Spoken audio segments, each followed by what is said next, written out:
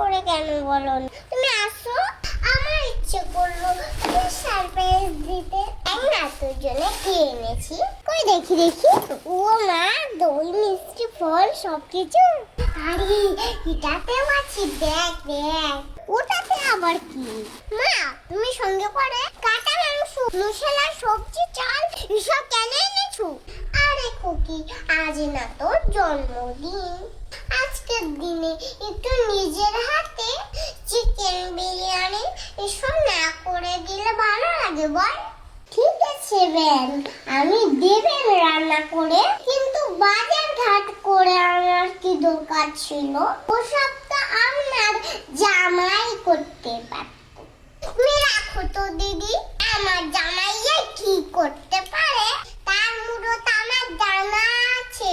কোনোদিন তো দেখলাম না কোনো দামি কিছু উপহার দিয়েছে আমার মেয়েকে। মা কি বলছো তুমি?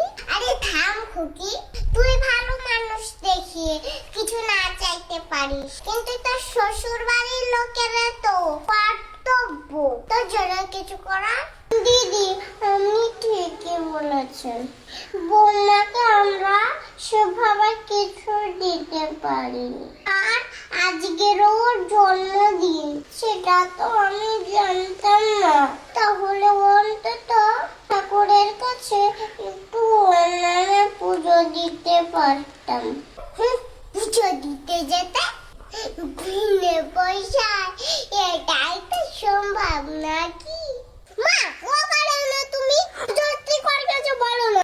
দেখো কি, তোকে আগেই বলেছিলাম এখন হাবাতে বাড়িতে বিয়ে করিস নে, কিন্তু সে কানে তুললি সে কথা একবার ভাবতো তুই? বিয়ের আগে তোর কত বড় করে জন্মদিন পালন হতো 25 বছর। বেশ হয়েছে মা, বিয়ের আগে কি করতে সে কথা এখন বলে কোনো লাভ নেই।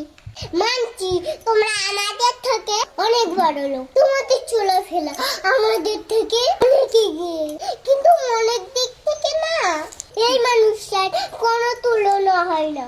আমার জন্মদিন ঠাকুরের কাছে ওনার প্রার্থনার যা মূল্য আছে তোমার ওই ব্যাগ ভর্তি বাজারে সেই মূল্য একেবারেই নেই মা। আরে খুকি, তুই এই হাওয়াতে লোকেদের জন্য আমার সাথে খারাপ ব্যবহার করছিস। মা তোমার কাছে যারা হাওয়াতে, আমার কাছে তারাই আমার সুখের চাবিকাঠি। তাই ওদেরকে ছোট করতে তুমি যে ফল মিষ্টি বাজার নিয়ে এসেছো না, ওইগুলো নিয়ে তুমি এখনই চলে যাবে। খুকি তুই আমাকে? হ্যাঁ মা বলছি, কারণ তুমি আমার জন্মদিনে আশীর্বাদ আর আনন্দ দিতে আসোনি, তুমি এসেছো আমার পরিবারের মানুষগুলোকে অপমান করতে। থামো, নিজের মান সম্পর্কে কেউ এভাবে বলে না। থাক অনেক হয়েছে, খুব খুশি হয়েছো তাই না? ঠিক আছে আমি চলে যাচ্ছি, আর আসবো না আমি কোনো দিনে দাঁড়ান। আরে দাঁড়ান বিয়ান, থাকবা তুমি আর মাকে পিছুটা করো না। মা ভুল বুঝতে পারলে নিজেই ফিরে আসবে। সত্যি বন্ধুরা, ভিডিওটা কেমন লাগলো অবশ্যই বলবা। এরকম যদি মেয়ে বউ বাড়িতে থাকে তো আশা করি কোনো শ্বশুর শাশুড়িকে ছোট হতে হবে না, বা কোনো সংসার কোনো দিন ভেঙে যাবে না।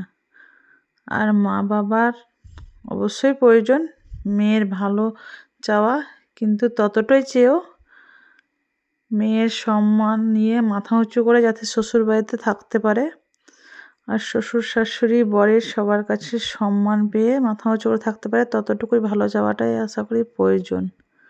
সত্যিকার এরকম ছোট ছোট ভিডিওতে অনেক কিছু শিক্ষা পাওয়া যায়, কিন্তু মানুষ দেখেও শেখে না, না দেখার অভিনয় করে।